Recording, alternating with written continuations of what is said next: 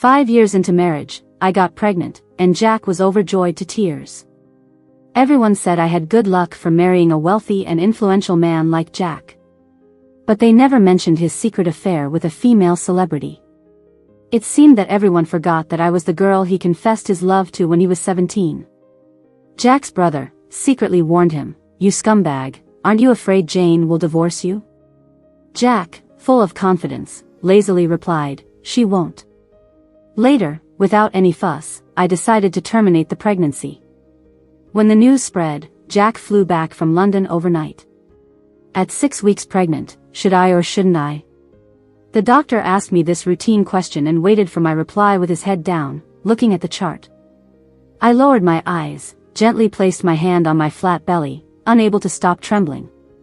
I couldn't answer the question immediately, so I grabbed my bag, thanked the doctor, and walked out. The gift of fate is timely when it is bestowed, but becomes a burden when it is not. The arrival of this child, like a crack in time, shattered the love and hatred of the past 12 years, along with the biting wind that overwhelmed me.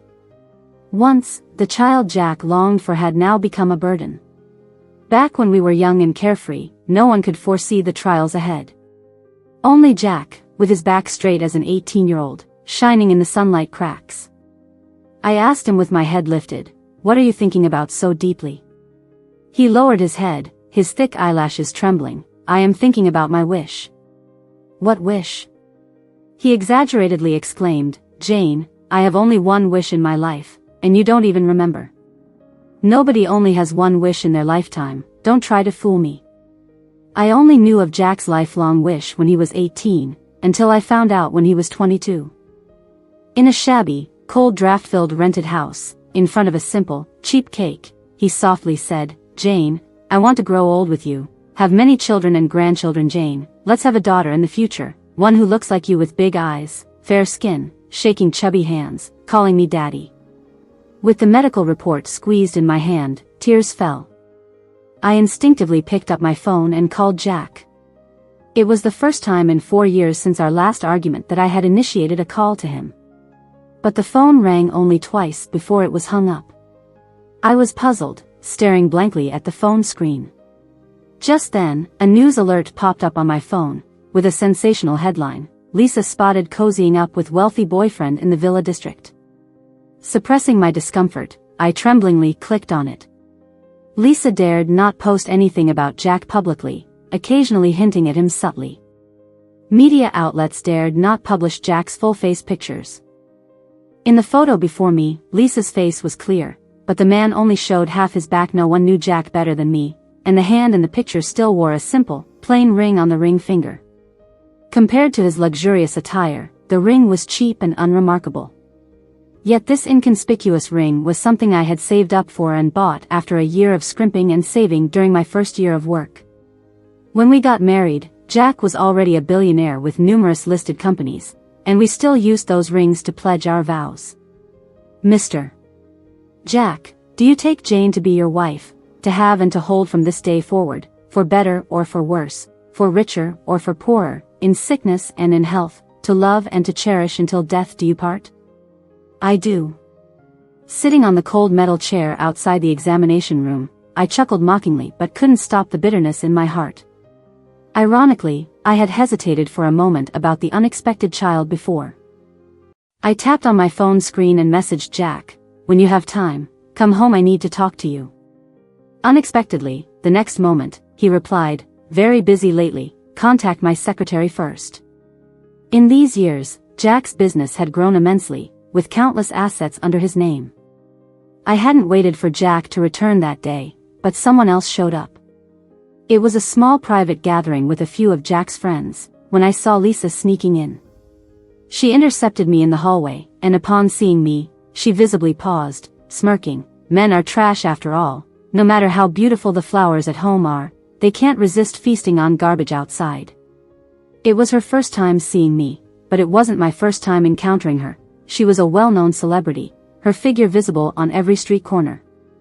Before I could speak, a voice came from behind me, dripping with sarcasm. "You seem to have some self-awareness, knowing that you're the trash on the outside." Lisa visibly realized her earlier misstep and her face turned extremely ugly. I turned around and saw it was Jack's childhood friend Bill who made the mocking remark. Now he was Jack's business partner. I smiled at him, gesturing a form of etiquette. This wasn't the first time Lisa had provoked me. 2 years ago, she had made a phone call. After the call connected, she arrogantly asked, "Jack, will you divorce your wife and marry me instead?" I suspected it was her way of intimidation. There were rustling sounds of clothes on the other end of the call, and the next second, Jack's cold and impatient voice came through. "Lisa, if you continue being a damn nuisance, get lost from my side." "Hey, Jack, you." The call was abruptly cut off, leaving me stunned and lost for a moment. 2 years ago, she dared only to use covert tactics, but this time she openly provoked me. Besides Jack's promises and backing, I couldn't think of any other reason. Even so, I didn't bother to say much to her. I just turned around to leave. She stopped me, raising an eyebrow. "Jane, you and Jack have been fighting for so many years, there's no love left between you two. It's not a good look to end up as a resentful couple. Why not let go early and not fulfill the lover's destiny?" I smirked, said word by word, "Lovers?" She crossed her arms, smugly. "Yes, Jack and I truly love each other. In a relationship, the one who is not loved should take the initiative to leave. So, Jane, it's time for you to leave." I looked at her coldly, tore off all pretenses, shameless pride. Jack and I are husband and wife. Between us, through thick and thin, for better or for worse, even if I have to be with him for a lifetime, it's not your place, a homewrecker, to intervene. You stand arrogantly in front of me, asking me to leave. By what right? She seemed taken aback by my words, took a small step back, her hand unconsciously on her stomach, then raised her voice, "Because I'm pregnant with his child." My gaze involuntarily moved to her abdomen at that moment. Lisa's voice spun around in my mind like a whirlwind, piercingly painful. Pregnant? A child? I felt dizzy, as if the whole world was spinning. Seeing me stunned, she raised an eyebrow triumphantly and said quickly, "You've been married for so many years, no children. The child in my belly is his first. Do you think he will marry me for this child?" I suddenly burst out laughing, feeling everything in front of me suddenly meaningless. My whole body felt weak, my limbs gave way. At that moment, Bill, who was beside me, reached out to support me. "Are you okay?" I smiled at him. "Did you hear that, Jack's first child?" Bill pursed his lips, remaining silent. Suddenly, footsteps approached from behind Lisa. I looked up and saw Jack, whom I hadn't seen in many days. He had a cold expression, dressed in a sharp suit and a black coat, his refined face furrowing his brows. Jack glanced at me, his eyes dark and unclear, then caught sight of Bill holding my hand. Lisa called out to him in delight, but the next moment, Jack's expression turned icy. He harshly grabbed her hair and asked menacingly, "Who told you to come to her? Do you want to die?" Lisa screamed and cried, "Jack, I didn't mean to. I'm carrying your child. Don't you care about your own child?" Jack glared at her coldly. "Are you sure it's my child?" He let go abruptly, his voice sharp, "Get lost." Lisa covered her head, not daring to look at him again, and scurried away. After she left, the quiet hallway was left with just the three of us, silence spreading. Suddenly, Jack tilted his head and looked at Bill. "Bill, do you like Jane?" Bill blushed at his words, stammering, You, what nonsense are you talking about?" Jack didn't care what he said. His dark pupils firmly locked onto me as he said to Bill, "Your liking doesn't matter. Jane is my wife. She can only be with me for the rest of her life." After saying this, Jack retracted his gaze, turned around, and walked away. I saw Bill chasing after him, whispering to him, "Jack, if you continue like this, are you not afraid Jane will divorce you?" The mention of divorce seemed to stimulate Jack. He paused, his steps halted before he replied after a while, "She won't." I looked at the message Bill sent to my phone. "This jerk, taking advantage of the fact that you love him so much, that's why he's so cocky." Bill was a playboy, known for his promiscuity. He hasn't married yet, claiming that he didn't want his freedom taken away. Even Bill thinks you're a jerk. So, Jack, how can you be so sure that I will always love you? In youth, no one expected that deep and passionate love might turn into contempt and harsh words when they grow older. At 17, Jack possessed everything: knowledge, family background, looks, and a good personality, making him the most dazzling figure back then. It was incomprehensible why, among the noisy crowd, I only saw his eyes. I only realized later that when he was everything, there was nowhere else to look. And when the younger Jane was passionate and exuberant, no one would believe Jack could like me. But for so many years, through spring and autumn, he stayed close behind me. He had no qualms openly proclaiming, "I like Jane." In class, he would boldly say, "I like her, so punish only me if you must, she knows nothing." Early love? No, it's one-sided love, still in pursuit. I was probably so happy then, with a slight smile at the corner of my mouth, watching his eyes fill with laughter, I secretly grabbed the hem of his clothes. "Jack, restrain yourself and study well." Jack, clad in a black bomber jacket, stood casually with a lazy posture, looking at me, eyelashes naturally half masking his long eyes, the corners of his eyes slightly turned up. "No way. Bill told me there are plenty of guys in school interested in you. I need to make them back off." How cocky was he? Standing at the podium with his hands in his pockets, casually solving math problems no one else could figure out. While doing so, he explained to his classmates nonchalantly. Upon finishing, cheers erupted from below. In the midst of the warm applause, Jack turned to look at me, the setting sun's light slanting in from the door. He faintly raised the corner of his lips. I lifted my book, silently covering myself, blushing behind the pages filled with the scent of ink. At that time, the spring breeze carried gentleness, carrying the girlish plum scent of secrets and also blowing over the white shirt of youth. The windbreaker of youth once wrapped the grandeur of an entire adolescence.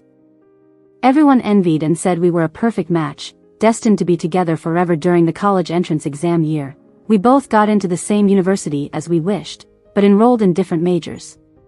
The first time Jack waited for me after class in our third year, my dorm mate Ella excitedly shook my arm. "Jane, my God, there's a handsome guy waiting for you outside." "I already inquired for you. He's Jack from the computer science department."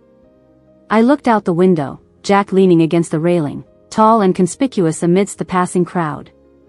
I smiled at him, silently thinking, "Jack, I recognize you." He spoiled me to no end during those days, becoming increasingly delicate. He would clamor for food in the middle of the night, then the next morning, he'd be waiting outside the dorm with something warm in hand. During our college days, we, like countless other couples, were clingy and passionate. When he went to kiss me, I would angrily say, "You keep finding me, I can't study properly. If I fail my exams at the end of the semester, don't expect to see me anymore." Jack chuckled mournfully. "I'm sorry, it's my fault. How about we go to the library, you do your work, and I won't say a word." Ella described us at the time as childish yet enviable. In our senior year, Jack's father passed away, exposing a company teeming with debts behind the facade and driving his mother to suicide. Overnight, the arrogant favorite of heaven fell to the ground, and I didn't see Jack for nearly a month. Until that day, he looked thin, shoulders slumped, walking out of the room, and the first words out of his mouth were, "You can go, I won't keep you." I glared at him, gritting my teeth. "What do you think I like about you? Your money or your family background?" "Jack, you bastard," I said, my eyes red, tears falling one by one that I couldn't wipe away. He stepped forward, bent down, gently wiping my tears. "Don't cry, Jane, I can't bear to let you stay with me like this." That Jack, alone, without parents, with no light ahead, but no matter what, his wish never changed. Jack still wanted to grow old with Jane, with children and grandchildren. When Jack first started his business, he had difficulty securing funding, so I secretly gave him the dowry money my mother had saved for me. When he found out where the money came from, he rested his head on my shoulder, his hand holding the back of my neck, not letting me turn to look at him. "Silly girl, even if I'm out of options, I wouldn't dare to use your money. Keep it safe, one day, it will be used where it should be," he said. Later, when the business started to thrive, he faced difficulties with investors, where a glass of wine cost $100,000, that night he secured $2 million in investments and was taken to the hospital with a perforated stomach. He often worked late into the night, sometimes staying up so late that his stomach ached, and he would come into the bedroom and place his cold face on my palm, softly calling out Jane. With a hint of grievance, my unwavering sleep would always be interrupted by his first call. When he was exhausted, he would bury his head in my arms, eyes closed resting. I would gently massage his abdomen, one hand on the back of his head patting it, running my fingers through his clean-cut short black hair, my favorite place. He said, "Jane, I won't let you regret being with me." Later, on the summit of a snowy mountain, the endless freezing wind accompanied him. At the St. Napai Bay, the huge waves became my veil. Jack's proposal stunned the world, and countless netizens dug up the protagonist behind the grand proposal. "Jane, will you marry me?" How did I react back then? I remember, my eyes were all on him, covering my mouth, happiness jumping out of my eyes. Collapsing rationality, faith becoming a sweeping fever, sincerely and devoutly. "I do, Jack, I love you so much." I often asked myself, do I regret my choices? I've thought countless times, even if the outcome isn't as expected, I think I don't regret loving each other. Those 12 years, though a foolish episode in my past youth, were ultimately the bravest chapter. Fate is cruel, but also kind in that as long as you keep moving forward, it will always give you a way. I never wanted to see Lisa, but she was held in high regard by Jack, from an unknown actress to a top star, her presence permeating my life. As I searched for the contact information of obstetricians, her information was pushed in front of me. A selfie of herself at the movies and a brightly lit villa with rows and rows of jewelry and unopened designer bags. Captioned, "Apology accepted, this princess forgives you." It's obvious someone took her to the movies. The value of those bags and jewelry was no less than $20 million. I blankly closed my phone, my already empty heart unable to stir a ripple. At this moment, there was a noise coming from the entrance. I looked up. Jack, holding his coat sleeve, bending down to pick up slippers, as if sensing something, he looked up and saw me sitting on the couch. "It's late, are you still not sleeping?" His tone was as light and cheerful as if he had just returned from work and greeted his wife warmly. I looked up at him, smiled. "Did you go watch a movie with Lisa?"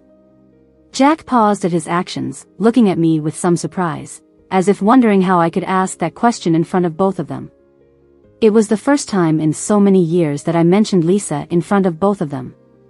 After a moment of trance, he picked up the cigarette box from the coffee table, pulled out a cigarette, and clicked the silver lighter with a cold light. Leaning against the sofa, fingers reddened by the cigarette, fatigue stacked in his eyebrows and eyes, he squinted and asked, "Do you care?" I looked at the cigarette in his hand, instinctively placed my hand on my stomach, but then decided to put it down. "When I care, have you cared before?" I asked him, somewhat amused. He should know that I was talking about 4 years ago, that incident that marked the beginning of our broken marriage. At that time, Lisa was a new actress, barely known in the industry, 18 years old, young and beautiful. That was the best age. She would open her wet eyes and call him Jack. For a long time, he finally spoke, his voice stuttering. "Is it because of Lisa?" He pondered, and slowly said, "As long as you say you care, I can make her disappear." When did the once clean and clear Jack turn into the ruthless, selfish man he is now? I asked him, "She's still carrying your child?" "That's not my child." A sneer appeared at the corner of Jack's mouth. "What, you believe whatever she says?" "If she says it's mine, it's mine. My child can only be mine." I interrupted him calmly. "I don't care, Lisa or anyone else, I don't care at all right now, so you don't need to tell me all this. I just want you to promise to divorce." Under the bright light, Jack's face was pale as paper, and a hint of sickly smile flashed in his eyes. "Of course, you don't care. You, Jane, are like a stagnant pool now. Even if I die in front of you now, you won't even blink an eye. What else do you care about?" I had no desire to argue with him anymore. Like dealing with a stubborn child, I stood up and said calmly, "Regarding the divorce, I hope you can give me an answer tomorrow." Jack's voice echoed from behind, hoarse and cryptic. "What if I don't agree?" What if I don't agree to the divorce, Jane? I stood at the corner of the stairs, holding the handrail, and turned to look at him. The man I loved when I was young gradually overlapped with the figure in front of me, bringing a wave of sadness. Jack, these years with you, I haven't been happy at all. This unhappiness is slowly draining my life inch by inch. Tears fell from my eyes, and I told him clearly, word by word, sometimes when I fall asleep at night, I wonder if I'll never wake up the next day. 4 years ago, we should have divorced, but we've been futilely entangled all these years just because I couldn't accept why I had to make concessions for another woman. Jack, like a static sculpture, slumped on the soft couch, his proud head hanging low, his figure blending into the darkness, not saying another word. The next day when I woke up, Jack was gone. I looked at the empty villa, realizing he was avoiding. I didn't understand what he still wanted at this point. But since I had made up my mind to divorce and had spoken with him about it, I felt a lot better. The heavy emotional burden that had weighed on me for years seemed to disappear in an instant. 3 days later, there was a charity banquet at the group, and until the divorce was finalized, I still had to attend as Jack's wife. On the day of the banquet, Jack was still absent, and no one could control him. But that night, I unexpectedly saw a familiar face, and I hesitantly called out, "Ryan?" A man in a smart suit, standing cold and aloof under the lights, casually looking down at the ground, indifferent and apathetic. In that moment when he turned around, his cold and lonely expression softened for a moment. He hesitated for a moment, then walked over, politely pursing his lips and saying, "Jane." I was surprised to see him here. I had personally sent him the invitation for this event, so I remembered inviting him. What surprised me more was that he actually came to participate in this event. Ryan was famously low-key in the entertainment industry. Despite holding multiple awards and hit movies in his hand, he was so elusive in the industry that his fans even believed acting might just be a side business for him. I remembered one year when Ryan's rival spent 3 months trying to dig up dirt on him but only found his outstanding academic achievements from childhood to adulthood. It could be said that this digging for dirt directly elevated him to the highest position. Thinking back, after graduating from college, I seemed to have only seen him on TV, and I looked up at him, smiling and greeting, "How have you been these years, Ryan?" Ryan's eyes were beautiful and intense, with starry glints in them, and he nodded, "I'm okay." After not seeing each other for a long time, silence spread between us. I was about to say goodbye when Ryan suddenly spoke, his voice soft and strangely sad, "You haven't been happy these years." It wasn't a question, but a statement, quite impolite and offensive. Yet his expression looked exceptionally sincere. As someone in that circle, he must have known about Lisa's situation. Suddenly, I remembered a storm Ryan had stirred up on social media 2 years ago. As his fans described, Ryan was a very zen person. No matter how others in the entertainment industry tried to smear him or ride on his fame, he never even glanced in their direction. That one time, when Lisa used him to hype things up, he personally posted a message to clarify the situation. It's hard to imagine how he, such a cold person, came up with those insulting words. Thinking about this, I smiled at him, "Yeah, but I'm about to break free from this misery soon." Ryan turned his head and looked at me, his eyes questioning. But he didn't ask, just curved his lips and said, "Congratulations." A smile involuntarily spread across my lips, a smile that came from the bottom of my heart. All these days, anyone who heard about my impending divorce shook their heads and said I was being foolish. They had all sorts of excuses, trying to make me hold on to this broken marriage. They advised me, saying, "Jack just found a mistress, it's not like he doesn't love you." They said, "All men are like that. There isn't a man on earth who doesn't cheat. As long as he still comes home, it's fine." This was the first time I had heard a congratulations. 2 words. I raised my glass, happily clinking it with Ryan's. "Ryan, what did you tell my wife? You seem so happy." As the voice dropped, a large hand was placed on my waist. My body tensed for a moment, even the hand holding the glass stiffened a bit. Jack half embraced me, intimate in posture. I raised my head and collided with his emotionless black eyes. "Long time no see, Jack." Ryan glanced at me and extended his hand to Jack, polite but distant. Jack shifted his gaze away from me, lazily looking at Ryan, a smirk on his lips. Indeed, long time no see. I'll have someone take care of you. I glanced at Jack, seeing his clenched jaw, wondering what he was thinking. There was nothing to say to Jack, so I nodded at Ryan and left first.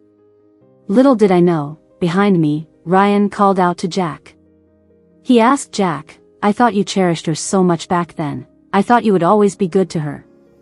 Jack stood there, his face cold, his gaze at Ryan faintly fiery, as if he could devour the opposite person. After a while, he carelessly smiled and said, Does it concern you? Jack couldn't figure out what he was afraid of himself. Since college, he knew Ryan didn't like Jane's type. Without waiting for Ryan's response, Jack coldly said, Ryan, stay away from Jane. After the dinner that night, Jack seemed to disappear again. I didn't expect that when I saw Jack again, it would be in such a situation. On the evening of September 12th at 5 o'clock, there was an incident of armed hostage-taking in the commercial building, and I unfortunately became a hostage with a knife at my neck.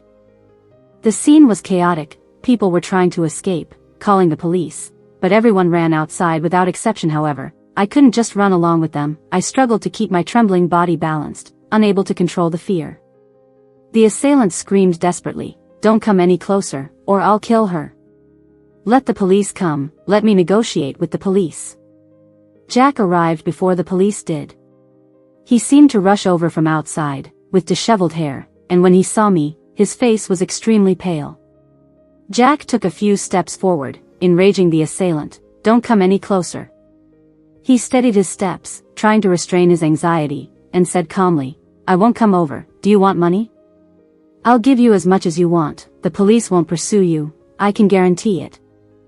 The assailant shouted at him, I don't want money, I just want justice. I want the police to communicate with me.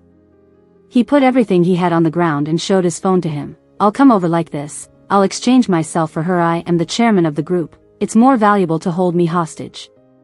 I can help you communicate with the police. I widened my eyes, struggling to speak. Don't come over, he has a bomb. Jack continued to persuade him, he was always convincing, and with the assailant's brain in a frenzied state, he really listened to him and exchanged me for the hostage. As he came over, the assailant took out another knife from his body, stabbed him hard in the arm, disarming his resistance, then pushed me away with the knife on his neck, forcing him to cooperate with Jack. In a hoarse voice, he said, Run outside. Don't look back. The police arrived soon after. They forcibly took me out, and I grabbed their hands, looking back at Jack, begging them to save him. They pushed me out forcefully, and I knelt on the ground. My mind blank. It wasn't until I couldn't hold on any longer, kneeling on the ground, that the door opened from the inside. There was no expected explosion, no Jack, cold and lifeless.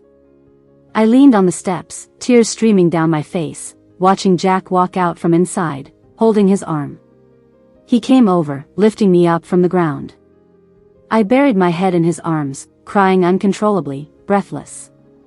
In a moment of panic, I called out to him, Jack. I'm here, he replied softly. I almost cried out, asking him, Why aren't you afraid of death, why? I didn't ask further, and Jack remained silent, not pressing on.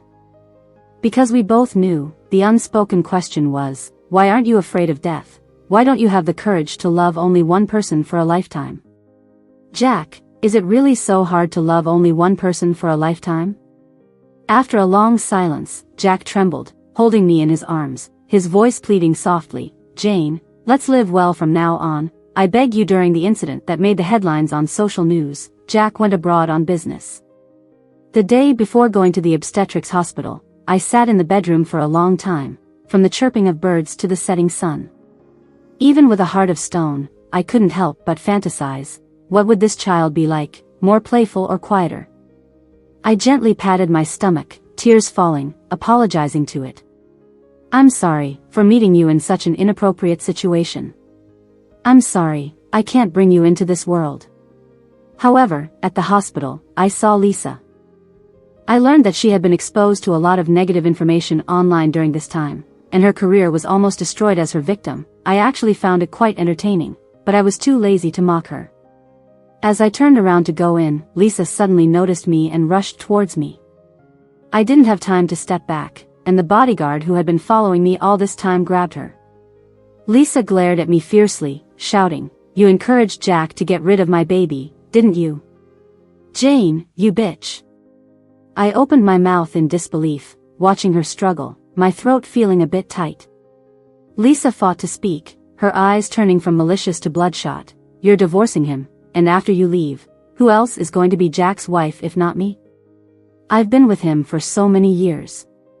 Choked up, she continued, "Jane, I admit that I originally got involved with him for money. I used all my skills to seduce him, getting him to invest in me. But now, I truly love him. I really do love him. I want to marry him. I want to spend the rest of my life with him." "Lisa," I interrupted, calmly and bitterly advising her, "next time, don't become a third party in someone else's marriage. It's not going to end well." I turned around, leaving her calling after me, "Jane, can you help me speak to Jack, convince him not to kick me out, please?" After this melodrama, I felt tired inside, standing in front of the consultation room for a long time. I looked up at the sunlight streaming in slantingly, straightened my back, and walked in resolutely. As that little life slowly slipped away from my body, my tears seemed to dry up slowly, as if to cry one last time for these failed yet beautiful 12 years. The day after I returned from the hospital, Jack flew back from London. He rushed back to the villa, his eyes bloodshot, demanding, "Why did you go to the obstetrics hospital?"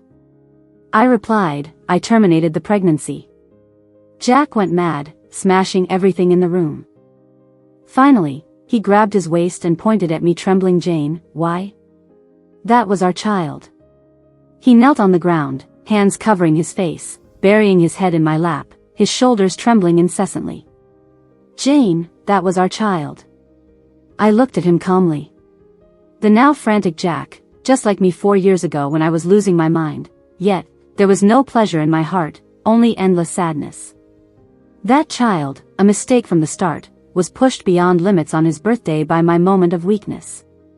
I sighed, "Jack, let's get a divorce." "I won't agree." I asked him, "Or do you want me to die bit by your side?"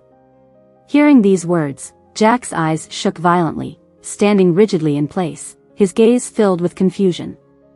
Jack spent the whole day in the room, the door locked. He only emerged when the sun rose until it set. Looking at me, he spoke calmly, "Jane, I agree with you.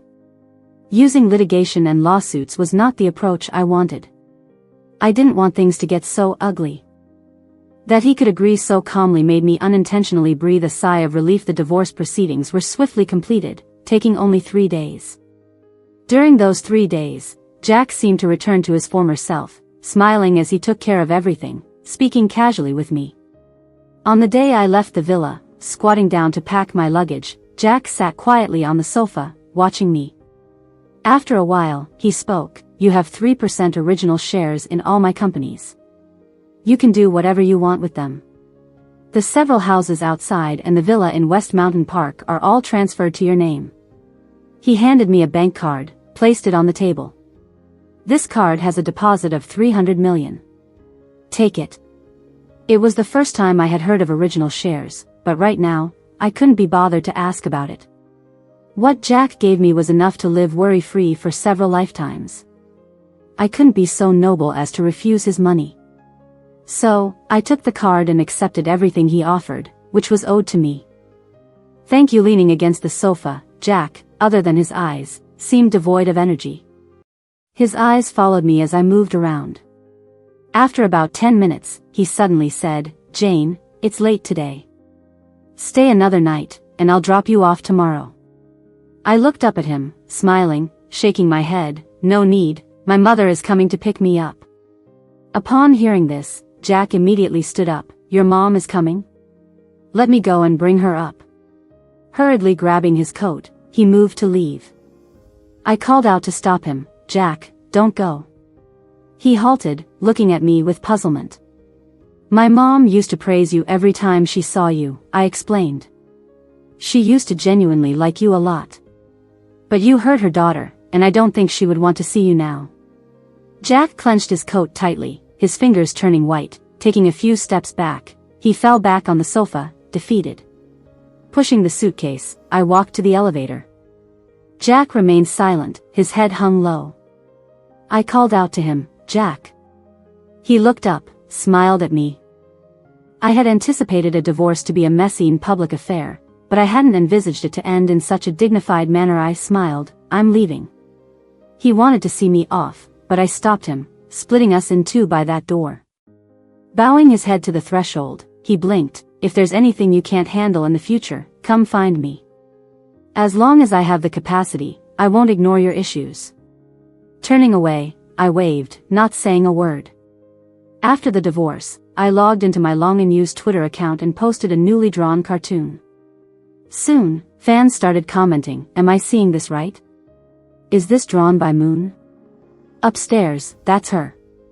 I never thought I'd see Moon return to her old art style in this lifetime. It's so heartwarming. Who knew, Moon's dark art over the past years, if I didn't genuinely love her, would have unfollowed long ago. Considering the dark cloud over my unhappy marriage in recent years, even the things I produced carried a sense of death. This divorce, I thought once again, was the right decision. Scrolling down, I saw a familiar ID, "Great drawing. I hope you can be happy every day in the future." This ID was one of my old fans. I remembered in my sophomore year when I first posted my work, he followed me. Since then, every post of mine received silent likes from him, every piece of work received a comment saying it was great, keep it up. Even during these years when my works were harshly criticized, he still insisted it was great, and not to give up. I smiled and replied, "Thank you." Strangely enough, the person I most frequently encountered recently turned out to be Ryan. One time, he walked a dog, and I stared for a while before asking, "Is that dog the one from back then?" Back in my sophomore year, Jack and I found an abandoned puppy off campus, and its ownership became a problem. But neither of us was patient, especially when I was busy drawing comics. Ryan offered to help solve the problem. I thought he would find a new home for the dog, but instead, he raised it smiling. Ryan, with a faint dimple at the corner of his lip, said, "Yes, it's getting old now and doesn't go out for walks often." Surprised, I squatted down and petted the dog. To my amazement, it was unexpectedly friendly. I remarked, "You've taken good care of it." Ryan then mentioned, "It has puppies too. If you want to see them, I'm sure it would be happy." I nodded without much thought. I had no intention of actually seeing those dogs, it felt too intimate and inappropriate. However, the next day, Ryan brought the puppy over. As soon as the dog saw me, it wagged its tail and was very affectionate. No one could resist the closeness of the little dog, and I was no exception. I blamed Ryan for raising them so unreservedly. But later, I discovered that the dogs Ryan raised were as aloof as he was. They were not used to being touched by strangers. It's easy to see through emotions in the adult world, especially with Ryan being so straightforward. I had to tell him, "Ryan, I'm not ready for a new relationship. I enjoy my life as it is. And I have a fear of marriage." Ryan pursed his lips, smiled, and said, "Jane, don't be afraid. I'm telling you I like you not to get a response from you or to force you to be with me. I just want you to know that now and in the future, whenever you're happy or upset, there's someone in this world who is attracted to you, who is captivated by you, someone who was and will always be." Sometimes I wonder, how did Ryan blend indifference and gentleness so perfectly? 2 years later, Ryan's long-dormant studio announced his marriage, causing a sensation. The news sparked discussions about Ryan's wife. Some netizens, digging deeper, found out that Ryan was marrying the ex-wife of the chairman of the Jack Group. Some fans couldn't accept this and lashed out at Ryan online, calling him a vulture for marrying a divorcee.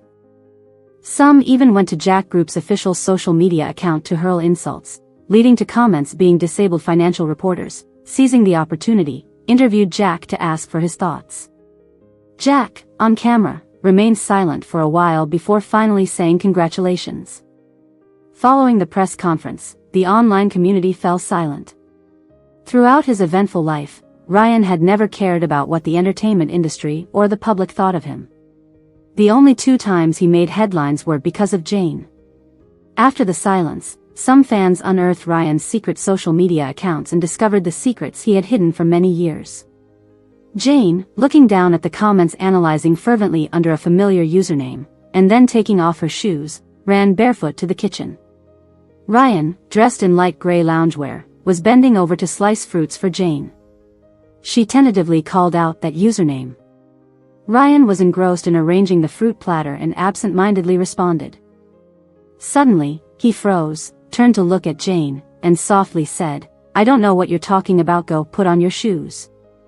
Jane, staring at her phone and then at Ryan, burst out laughing, covering her forehead loudly. Behind her, amidst the bold and exaggerated laughter, Ryan involuntarily laughed along. Ryan and Jane's wedding was widely talked about. Bill rushed from the airport to the wedding venue and bumped into an old friend at the entrance. Bill checked the time and, seeing he wasn't late, approached Jack and tapped his shoulder. "Aren't you going up to take a look?" Jack flicked his cigarette ash, glanced up at the splendid building, with guests bustling in and drummers making noise. He took out a box and handed it to Bill, saying, "Newlywed's gift, could you take it up for me?" Bill took the box and raised an eyebrow. "Why?" Jack choked on his smoke, coughed for a while, tears welling up in his eyes, and then chuckled, "Afraid she won't accept it." "As a last instruction," he said, "don't mention it's from me." Bill asked again, "You really won't go up?" Jack shook his head. "Why watch?" Amidst the distinguished guests, witnessing their vows, seeing how they love each other. He couldn't bear to watch the person once so cherished, so valued, whom he had put in so much effort to embrace, now embraced by someone else. Bill patted his shoulder. "I'll go up and ask for a glass of wedding wine." Perhaps never having had it, it wasn't that hard to let it go, not quite so distraught. Bill watched Jack move into the crowd, his desolate figure gradually fading, and he smiled almost imperceptibly. His intuition told him this was just the beginning for Jack, a beginning he might never get through. Jack sat heavily in the car, staring blankly at the building. Little did he know the thoughts Ryan had kept hidden for so many years. When he finally found out, he wished he could kill him. Jack lowered his head, then suddenly burst into laughter, his chest resonating with each chuckle. He would not tell Jane that her favorite birthday gift, a box full of comics that she cherished as the most thoughtful present, which he had prepared but failed to deliver that year, was given to him by Ryan. When Jane left, she didn't take this gift with her. It remained untouched in the villa. He would also not tell Jane that when she was being maliciously targeted online with false rumors, Ryan took care of everything on his own. Back then, Jack patted his shoulder, called him a good friend, and Ryan didn't say a word. Jack had always thought that Ryan helped because of him. Looking back now, every word felt like a dagger piercing into his chest. He would carry these secrets and let them rot. He was selfish and unwilling to give them a chance at a deeper love. The car slowly drove off into the night, Jack gradually disappearing from the jubilant festivities behind him.